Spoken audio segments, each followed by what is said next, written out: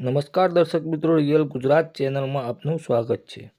વિજાપુરના સરદારપુર ખાતે દુઃખદ અકસ્માત, ધોળકાના બે યુવાનોનું નિધન। સમાચાર વિગતવાર જાણીએ તો ધોળકા તાલુકાના બે યુવાનો આજે રવિવારે સવારે વિજાપુર તાલુકાના સરદારપુર ગામ ખાતે હાઈવે રોડ પર આવેલ હોલિડે હોટલની બાજુમાં પેટ્રોલ પંપ નજીક થયેલા દુઃખદ અકસ્માતમાં નિધન થયું છે।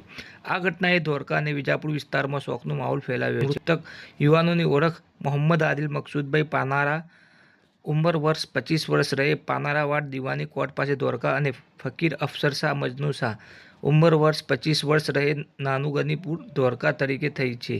બંને યુવાનો સવારે આશરે 10:30 વાગ્યા Apache bike register number GJ 27 CB 1515 લઈને ધોળકાથી અંતરશાહ દરગાહ દાંતા તરફ જઈ રહ્યા હતા। દરમિયાન સરદારપુર ખાતે હાઈવે રોડ પર વલાસરા ગામ તરફથી આવતા એક પિકઅપ ડાલાએ તેમની બાઇક સાથે ટક્કર મારી। આ ઘટનામાં ફકીર અફસર શાહ ઘટના સ્થળે જ ગંભીર રીતે ઘાયલ થયા અને તેમનું મોત નીપજ્યું હતું, જ્યારે મોહમ્મદ આદિલને ગંભીર હાલતમાં વિજાપુર સિવિલ હોસ્પિટલ ખાતે ખસેડવામાં આવ્યા હતા, પરંતુ તેમને બચાવી શકાયા નહીં।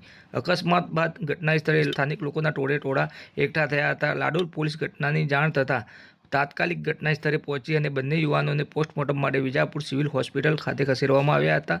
લાડોલ પોલીસે ફરિયાદી કૈફ મોહમ્મદ શહેજાદ અબ્દુલ હમીદના નિવેદનના આધારે અજાણ્યા પિકઅપ ડાલા ચાલક સામે ગુનો નોંધી વધુ કાર્યવાહી હાથ ધરી છે।